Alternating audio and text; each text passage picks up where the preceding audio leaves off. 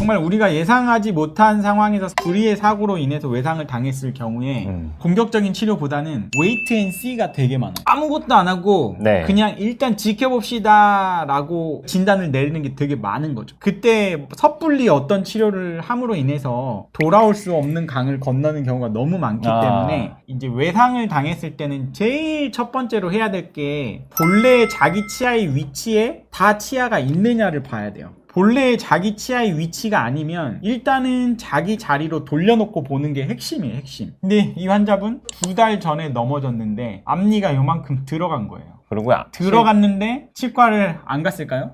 갔죠. 갔는데 정복을 안 해준 거예요. 그러니까 정복이라는 게 원래 자리로 돌려주는 제 거예요. 위치로. 그 작업을 안 해주고 2달 동안 방치를 하다 보니까 환자가 계속 아픈 거예요. 이 두 개 치아 사이에 색깔도 점점 틀려지고 있잖아요. 그러니까 이제 찾다가 저희 병원에 오신 거예요. 원래는 2달이 지나버리면은 제 위치로 오지 않는 경우들도 있어요. 그러니까 이거는 이제 박혀 들어간 거라서 마취를 하고 이거를 제 위치로 뽑아 올린 거예요.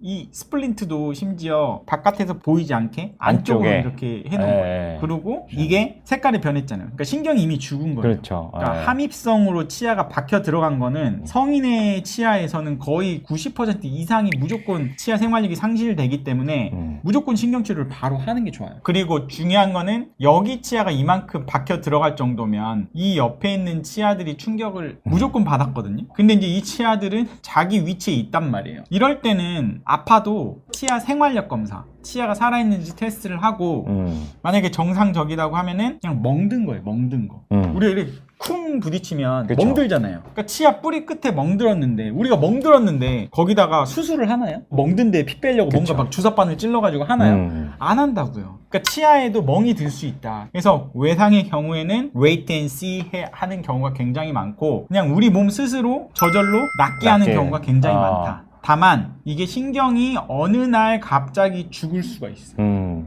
예를 들어서 1년 뒤, 2년 뒤에 갑자기 신경이 죽는다고 하면은 색깔이 뭔가 변하던가 신경이 죽기 때문에 고름이 잡혀서 여기 잇몸에 여드름 같은 게 잇몸 나거나 여드름이라고 보통 이제 표현하시더라고요. 그런 식으로 그렇죠. 네. 이제 환자분들은 판단을 하시면 될 것 같아요. 그래서 외상이 있으면 처음에는 이제 한 달 간격으로 좀 봤다가 이제 3개월 간격으로 봤다가 이제 괜찮으면 6개월 간격으로 계속 모니터링을 하는 게 답이다. 공격적인 치료는 정말 신경 치료를 해야 되는 정확한 근거가 있을 때 이때만. 그럴 때만 하시면 된다. 그래서 이분은 어떻게 됐나요? 신경치료 하시고 변색이 된 거는 어떻게 보면 이제 치아 색깔을 밝게 해주기 위해서 실활치 미백을 하게 되면 네. 색깔이 돌아와요. 그래서 앞니인데 크라운 안 하고 그냥 레진하고 네. 이쪽이 깨진 데도 레진해서 마무리를 해드린 케이스입니다.